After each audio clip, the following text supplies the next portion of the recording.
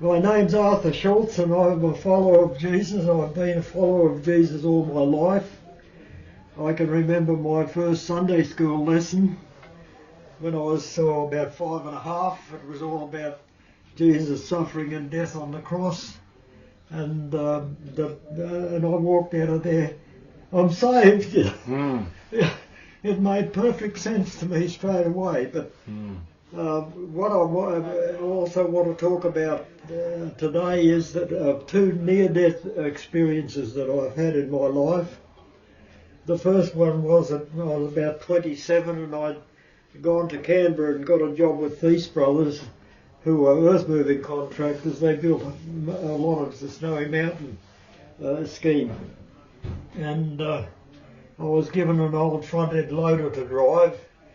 We didn't have workplace health and safety those days, so it had the brakes were shot and the power steering was shot, and I didn't want to lose my job by complaining because I'd only just started. So I said, "Oh well, I've got to just be careful."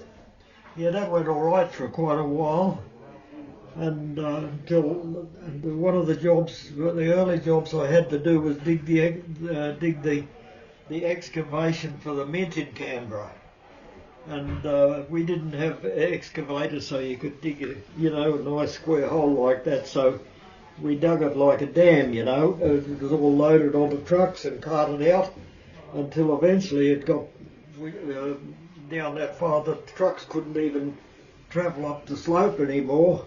And so they just got a big dozer and they dozed and pushed it up on the embankment. And then they said, "Right, you load it." And I was nearly going to say, "Not until you fix the brakes." But I decided, I remember thinking to myself, well, I just got to be careful. Yeah, right, that was good for a while. And then I misjudged by a matter of a foot. The one wheel had just gone over the edge a bit, the back wheel. There's back wheel steering on those loaders those days. And of course I put the brake on, but the brake was useless. It just kept going. And I couldn't put it back into forward gear because there was a valve that cut out the gears while you had to put your brake on. And so I knew I wasn't going to be able to save it. And so I decided, well, I'll just have to jump out. And I went to jump out the top side, but it wasn't just a flat floor on those old machines. You sort of sat inside the thing. And as I reached up to get out, I realised I'm not going to get over there in time because it's going to tip. So I changed my mind and I said, well, I'll just have to wait till it tips and jump off. Now, in those days, I only wore thongs, and I kicked the thongs off. And when I jumped, I estimated I jumped about 20 feet straight down. And there was broken rock and that. And, as I landed, and I could hear the machine crashing behind me, and as I landed, I hit the ground and went and did tried to do a somersault. And as I come back over, I reckon I could have touched the back wheel that was coming down on me. It was about up there. And I can remember thinking, I'm not going to make it. But at that moment, I had perfect peace because I knew where I was going. And I was sort of, look, well, I'm going to have it, but anyway, your body says you've got to try. So as I went over and I was back up onto my haunches to get up and try and run away when the wheel hit me. And of course I thought, it's going to squash me right down and I'm going to be about that high, that thick. But because the other wheel landed on a rock about that high, and it just gave me enough room to get out from under the wheel and run away. And funny how you remember things. I can remember thinking, well, I got out of that one cheap. But then I went down for pain in my left shoulder. As I jumped, I must have thrown my arm over too far and dislocated it. And of course down I went. And so anyway, so they got the ambulance and got me to hospital. And I tell you what, they put your shoulder back in without any painkillers.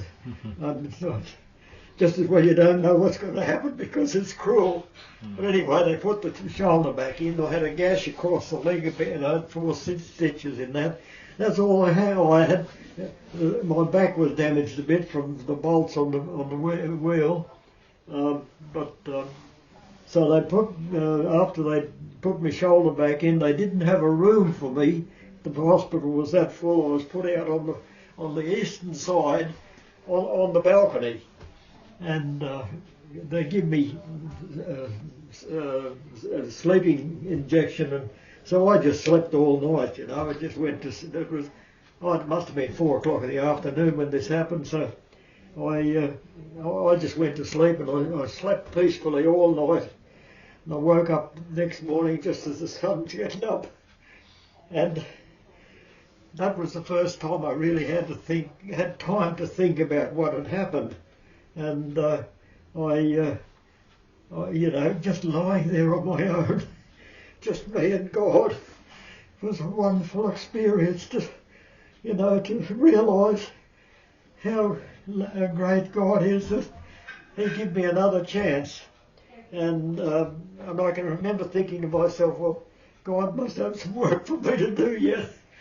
So anyway, I got come good out, but the shoulder did go out a few more times after that. I put my arm up quick like that and just about throw it out, but it's healed up beautifully, and I've never had any trouble with it, which is amazing because the doctor said, you're going to have, when the weather changes, you're going to have pain. That's never happened to me. I believe it's God's healing. So, okay, that was when I was 27. And then I eventually ended up here on the Sunshine Coast, and I started my own earth-moving business. And I had my own machine. I used to do house excavations, block clearing, knocking trees down. A lot of lantana and groundsel clearing those days. And anyway, I'd been living on top of Budrum, but I'd bought a place down Ballinger Road, and I was just getting it set up, and I needed some gravel for the road, so I'd gone to Nambour to get some gravel, and I also wanted to get some sheets of tin. So while the loader is loading it, I'm with the shovel, levelling it across the top, and I'd got right to the back, and I had my left foot on the tailboard, and I'm going like, just pushing and using my knee, and as I pushed, I hit a rock with a shovel, and my left foot shot out from underneath me, and I'm just going out backwards off the back of the truck in a quarry, 2 metres up. And I can remember throwing the shovel back on the truck so it wouldn't fall on me, and I can remember thinking, this is going to hurt. Now, when I was in Canberra, I had done a bit of karate and judo, and I was learning to do the karate fall, where you throw yourself over backwards onto a mat about that thick. But there was no mat in the quarry, and I knew I was just going to come down flat on my back. But I'd never done this fall for 10 or 15 years. I'd just given it all away. But God, in His wisdom, give me enough sense to do the perfect karate fall, where you throw your arms out and you take the weight on the full length of your body with your legs and your arms, and I never even bumped my head. Now, falling 2 metres, you pick up a lot of speed. Now, it wasn't the only clear spot where I fell. There was a rock beside my right ear about a foot high. There was other rocks around, and God just organised it so I could fall on perfectly flat rock. And I was embarrassed that I fell off the jolly truck. And the loader driver must have seen what happened, but by the time he got around to me, I'd got up and I'm round the side of the truck to get back up. He says, "Are you all right?" And I said, "Yeah, I'm right." Got back on the truck, and it hadn't really hit me yet exactly what had happened. But I've relived that experience 1,000 times over. Next morning, when I got up, I was bruised all the way up both arms, across the shoulders, all blue, and even in the heels, the heel of my shoe, inside the shoe, where I hit the ground with my legs, and the calves were all blue. But I didn't have any damage.